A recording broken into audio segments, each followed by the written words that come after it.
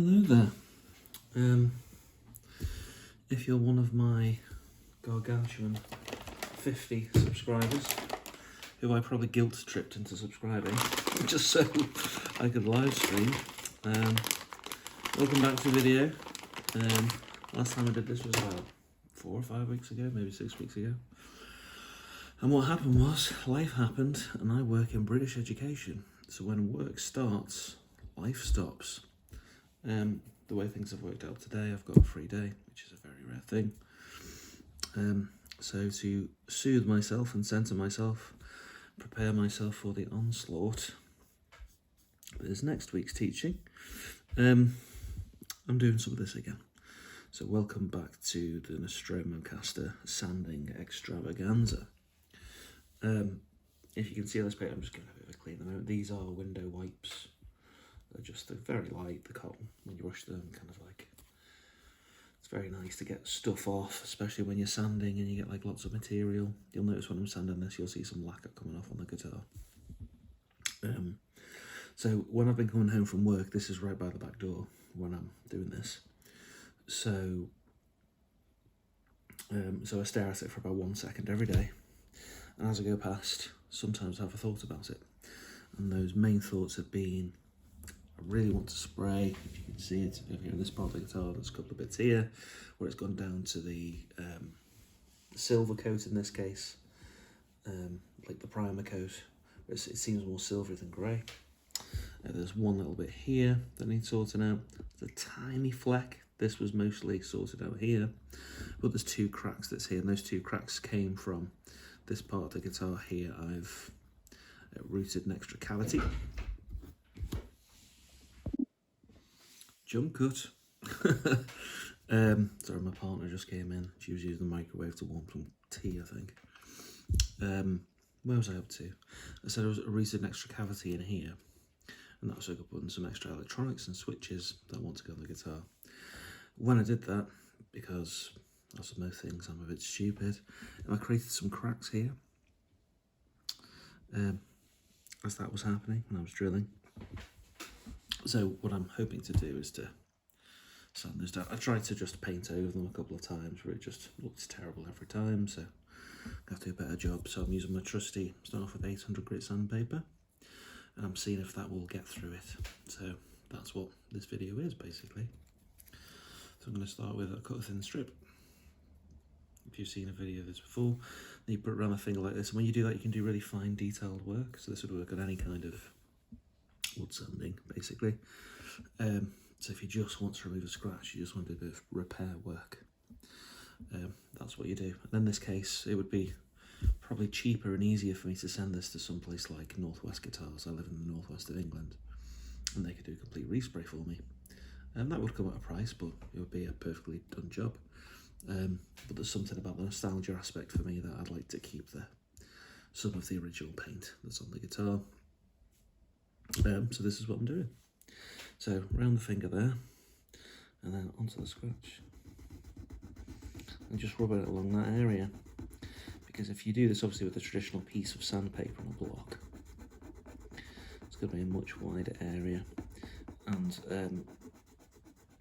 one of the StewMac videos by Dan Erlewin, he does something called a drop fill in the video, and he does something called strip sanding, and that's where I got the idea of thin strips of sandpaper. So I can see straight away that that's picking up lacquer, but that is also getting into the red.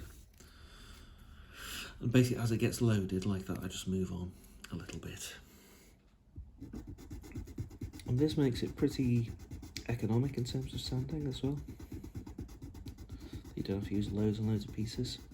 I know all those out there are having to spend more and more on our heating bills and things like that, so kind of maintaining your hobbies can become really difficult. And so this kind of makes the hobby a bit cheaper for me than having to, send off for a respray and paying for someone to do the electronics, and it takes a long time, but hopefully it gets done. I mean, I've had this guitar knocking about in this knackered state for a couple of years now. I'm just hoping I can get it done. And then what I'm doing with this window wipe is I'm just taking off the the lacquer that it pulls up. Now, to me, it looks like the crack looks like it's getting thinner. But if not, I'm just going to have to burrow all the way through a bit at a time. I'm just trying it with the least harsh method first. I'll move on to this crack from it. So there's two. Because obviously I could just attack this with a really heavy grit sandpaper, like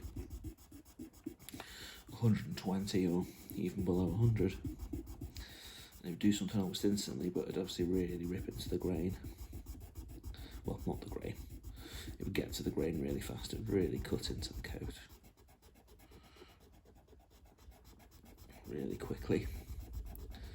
What I'm trying to do here is get through really slowly. So I'm going to carry on with this for a while. I don't know if I'll speed it up for you. I'll just let you watch it in real time if you find that relaxing. I'll probably chat until I get to the end of this piece of paper, then when I cut the next strip I will then stop talking. I say I'll stop talking. I'd never usually stop talking. But, you know, we've got to have goals in life.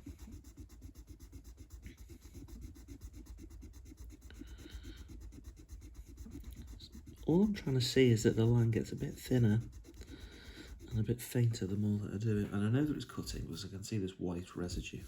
And this white residue is the powder, as the lacquer gets sanded away. And to me that does look finer than it used to look. As in thinner. So I think I'm doing the right thing. I've got a whole strip here, and then at any one time I'm cutting off less than 1 centimetre. So maybe about 1/4 of an inch to people who use imperial measurements.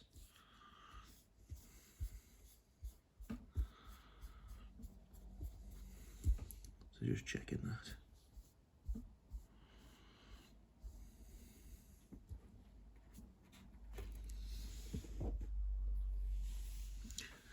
Right, sorry, I just had to check the camera there for a second. Okay, so I'm nearly done with this piece. There's a couple of bits left. And again, you'll see it's so thin it kind of doesn't even cover the tip of my finger. My fingers aren't particularly chunky.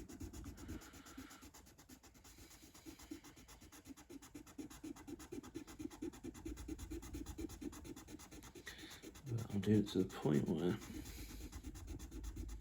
the scratch hopefully disappears.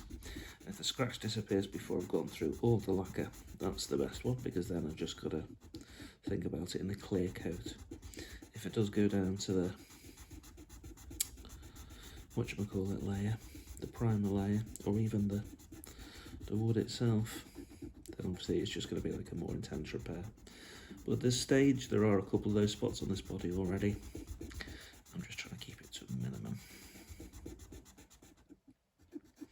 And also just to see how much I can get away with before I go to the harshest measures. I mean, I've been through so many stages of sanding with this guitar. If you've watched any of these videos, I did like a whole body sand, I think, last time, before I stopped doing these videos for about a month or so. I think that's it now. I mean, when I compare it to this scratch here, it's definitely more faint than this one. I've been sanding that one a bit more, so I do think something is happening. So I'm going to stay on this grit and just work slowly and surely. I could probably go down to 600 or 400 and get somewhere faster, but then again I might cut away too much stuff at the same time. So here's my paper.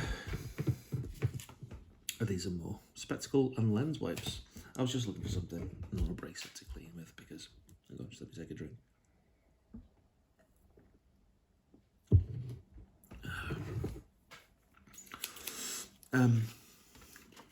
I've used things like microfiber cloths and J cloths and all that kind of stuff, but they always leave a little bit behind. You can just eyeball them, not measuring them. You don't really need to.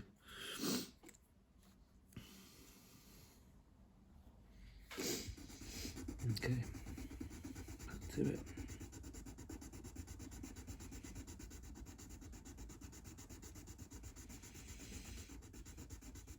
What I will say, if you take up like a little hobby like this, when you're doing craft-based work, the hours completely disappear. You can easily just get so focused on what you're doing that an hour can pass by in what seems like a quarter of the time. But I think it probably also has relaxing properties on the mind. I was starting to watch a YouTube video this morning about taking life more slowly, to be more mindful. And I sat in the garden for a little bit this morning. I've got a cat called Molly. And Molly likes to go in the garden. So I was just sat watching her kind of, walk on the grass and look around the trees and all that kind of thing. And also we all get so busy with work and life and everything else, and an activity like that really helps me recover my brain. Look how white that is there. So I've loaded up a load on there. Like when you do this, you might want to do a lot less in terms of how much you load onto the sandpaper, because I think when it gets loaded to a certain point it stops being effective. Right, let's go again. Excuse me. There we go. I think I might be starting to get a cold because I work in education. I work with in further education, so students usually around 16 to 21, mostly 16 to 19. So we get something called freshers flu, which I'm sure most of you are familiar with, which is like when all the comes from the American phrase freshman, doesn't it? When people start what they call college, what we call university. Loads of new students start. Plus you bring all the bugs from all over the country together and we all get sick at the same time. And it's nice to kind of think of that again. This video is in 2022, so this is like in the UK, at least after most of the COVID pandemic has subsided. Hopefully for good, but you never know. Could hit us all again, we've got to stay at home again. Right. Let's see how we're doing. I don't know if I'm getting anything more effective at this point. But that could mean that the scratch goes really deep. In which case I probably am going to have to go down to the silver layer or even to the wood. So I guess the thing is just try to keep going. What I might do is I might stay on 800 for this. And go and use 400 on this. And then see how that goes. And obviously, hopefully with a little less work, the 400 might cut through.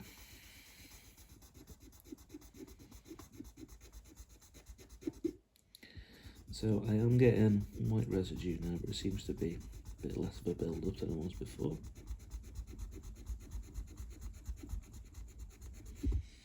Adding a bit more pressure now as well. Now it's still white, there's a little bit of red that I'm seeing. But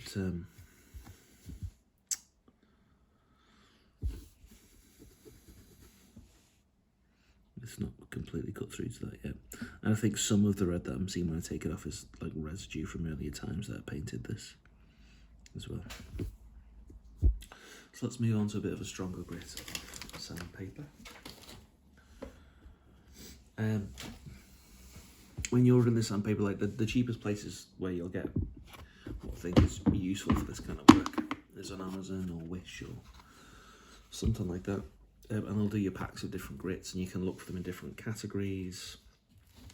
So I've got 120 at the top of the pile that I'm looking through here, but it goes all the way up to 7,000. This is about the results of 3 or 4 packs that I've collected over the year. Now, I'm not sure. This is what happens when you don't label it. Is this 400? Yeah, that's still 400. Okay, so I'll take this little piece of 400 out. Put this back. One other thing I did which you can't see right now, and if I ever get around to it, is I made a storage unit towards the end of the summer to put all this stuff on. So I've got like bunch of boxes here. I spent a bunch of money just on storage boxes, like 30-40 quid, just on that. But I made this the storage shelves out of scrap wood, and I just used creosote to paint it, which I'm staring at whilst you're staring at your guitar. But yeah, so I've got a bit more storage space now as I slowly take over the place. So that's my 800. I'll leave that there for now. So I'm thickening the grit. If you're not like seen sandpapers at this level of grit before, they do go much higher, but 800 there, 400 there. This one looks a bit darker. When you rub it, you listen to it. I'm as close to the microphones.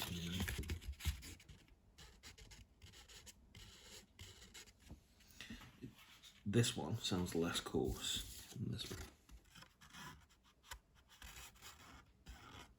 At least it does to my ears. So if you accidentally cut off the writing where it says it, I mean, one, you can just write it on with a marker or a pen. But sometimes if you think it might be 400 or 800 or 600 or some other combination of sandpaper grit, when you rub it, you can often hear if it's thicker. Right, let's try 400 on here. So because it's 400, the grains are twice as coarse, which in theory should cut twice as fast and twice as deep. But obviously that means that you run the risk of cutting too far. So the lowest grit I've seen or bought, like that's really loaded straight away. That was hardly any time. The lowest grit I've seen that you can buy is 40. If you try and buy sandpaper from some place like Homebase or B&Q and things like that, often it just won't say what the grit is. It'll just say coarse, medium, fine, extra fine. But you'll find that even the extra fine that they have is still less than 400. Their extra fine is probably 240. And so you'll find the grits that you get from them are like 40, 80, maybe 120. So to order this stuff, you really do have to find the right place to do it. Even if you use, like, I mean, this is all UK based, obviously. So we have things called industrial estates. And on industrial estates, you'll find DIY shops like Screwfix and Toolstation, and places where you can buy parts for plumbing, all that kind of stuff. Even from those websites, you'll often find that they won't always tell you the grit. They will tell you some of the time, and often you won't get grits higher than 800. Now, obviously, at this stage, I'm using really thick grits, comparatively for, like, you know, fine woodwork like this. But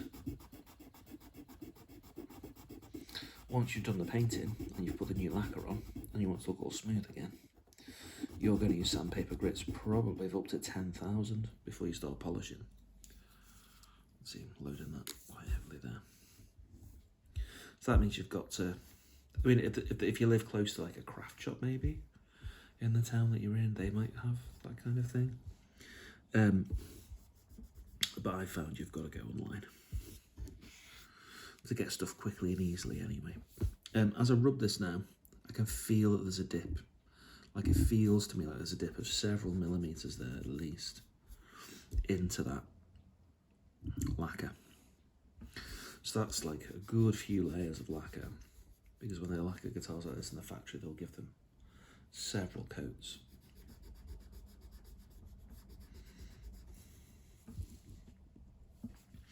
And I can see that part of the line has now disappeared, which is good. That hopefully means that I don't have to get as far as the primer coat layer to get rid of the scratch.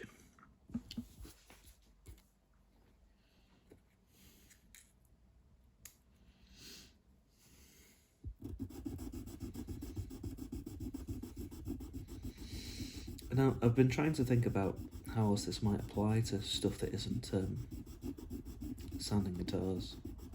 But it could be like a family heirloom piece of furniture that you kind of want to keep mostly intact with its original paint from when it was, you know, maybe at a parent's house or something like that. And you want to keep it for the memory. So that means that when you do this kind of work, you've remained in most of the original paint job.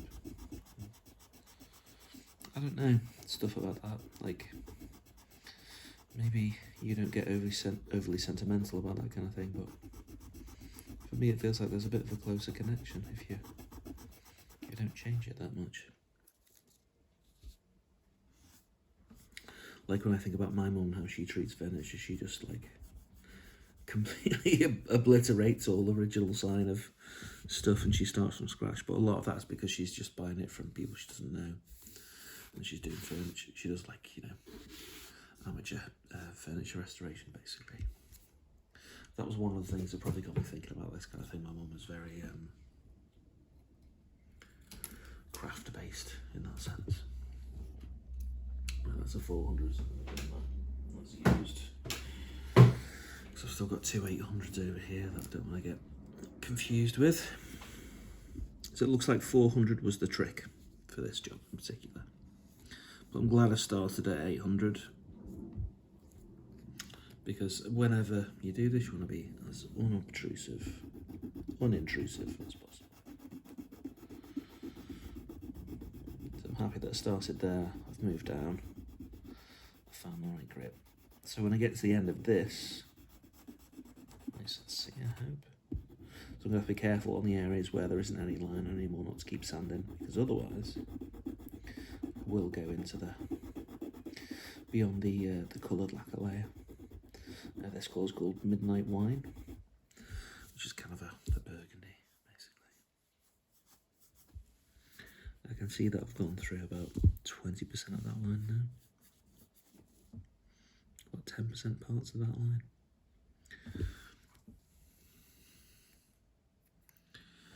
Let's keep going.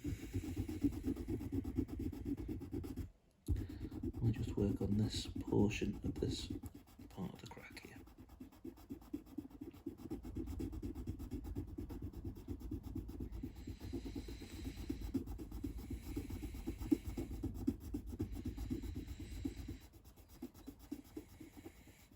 So when this is done, if I feel it's ready, I'm obviously going to put lacquer on after this. What I'm going to have to experiment with is that what's the thickest grit I'm going to need to sand to so that the lacquer sticks.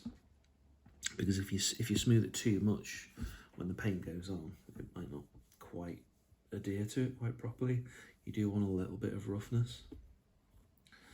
Obviously you want like the least obtrusive grit possible, so I might just try a little bit of 400 just to see if that's enough. But I think I'll watch some more videos again from Stu Mac and from some of the guitar builders videos, which I can't remember the names of, but I do subscribe to about, 10 or 11 channels that do this kind of thing. Right, I think that piece of 400 is done. So I'll do another strip of 400 and keep going. I think I've given up on the idea of doing this silently. It's weird how therapeutic this is, to actually talk what you're going through, because I talk to myself a lot anyway. But the idea that this actually, on one level, isn't talking to myself, although obviously it is. There's no one here. It's quite appealing.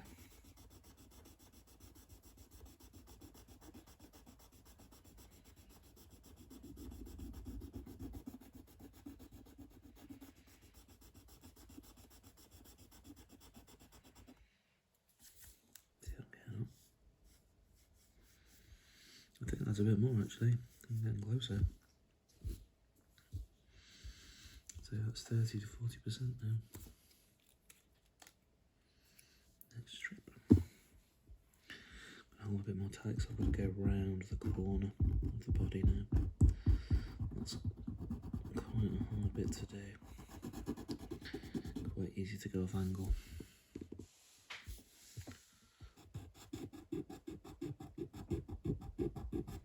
Put quite a bit of pressure into that. Again, clear as regularly as possible so I can check I'm not going too far. See, the thing about this crack is when the lacquer goes in, it just comes up as white. I think one of the Schumann videos, I can't remember the name of the lady, but she did a thing where she was melting scratches out of a guitar. I can't remember the technique that she was using, but she did mention that in lacquer, what happens is the crack lets light refract at certain angles. So the crack itself isn't actually white, it's just the light refracting that makes it look white. Right, I'm going to have to be careful. You can see here I've got a bit of red. I think it's from an earlier paint job, but that means I could be at the colour coat at this stage, so I've got to really only focus on the parts that are actually still scratched.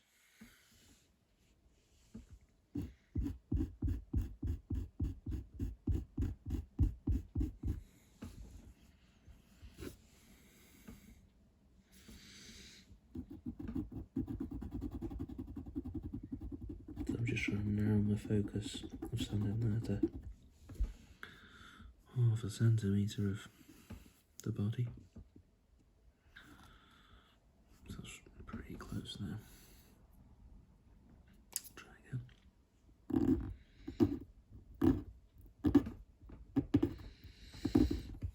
Bit more pressure. Wipe. See where I am. Move a little bit with the paper.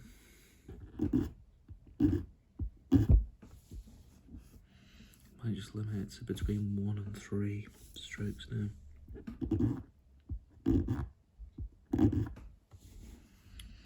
Which might be being overly cautious, but just being careful for a few moments could make all the difference. That's very close.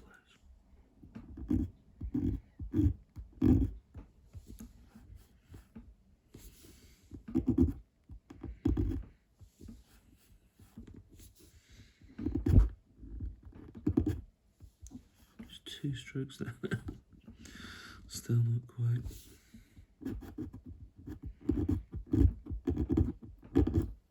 4.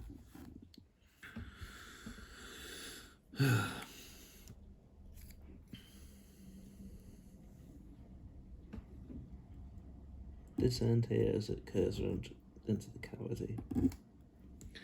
This is a spot that could also be a problem, so just do a few strokes at a time here as well.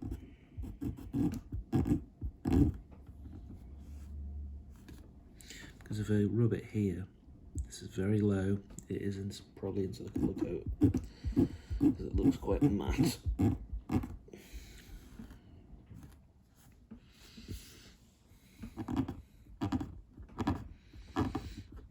So I just want to be removing lacquerware. You can see a line.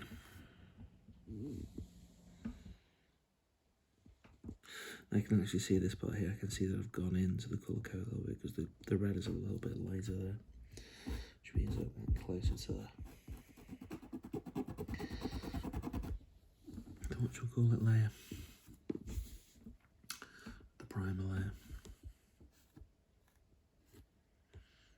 Okay.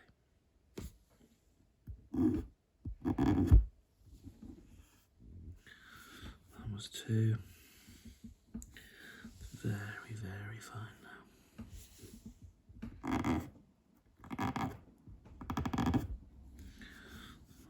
3. I don't know if I can still see it or whether I'm seeing a ghost of it. I'm into the red now again. As you can see, like, this is me moving with a piece of paper. So this is obviously clear coat. So I think this was some of the stuff I tried to put on top, but that was going with lacquer and over lacquer. But I've got through that, it's gone clear again. So this is me just removing clear coat. And then here, look, I think that is the actual original colour coat. So is being very careful now.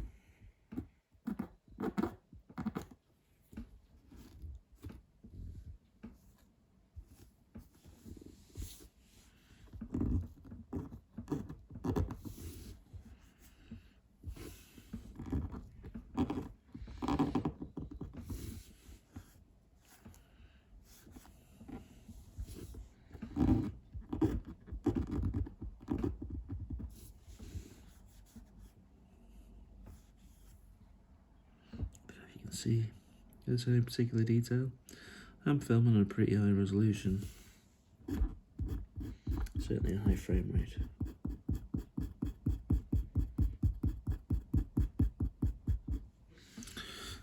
I think my phone might fill up. I'm not doing this live to YouTube. I'm recording it, then I'll upload it later. So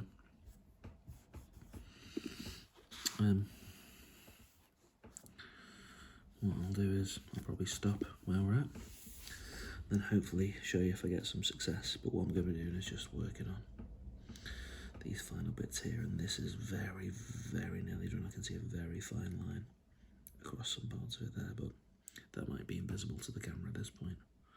But there's a tiny bit of scratch there, tiny bit of scratch there. The most notable bit is still here, but that will actually be covered by, ironically, the scratch plate. So it could be that I can leave that, and it won't be visible. That might be a safer thing to do than to go too far. So if you've watched this, thank you very much. Let me know your thoughts, give me some advice, all that kind of stuff. And if you've watched this for the first time, then subscribe to it if you enjoy watching a below par amateur guitar restorer do some sanding. See you later.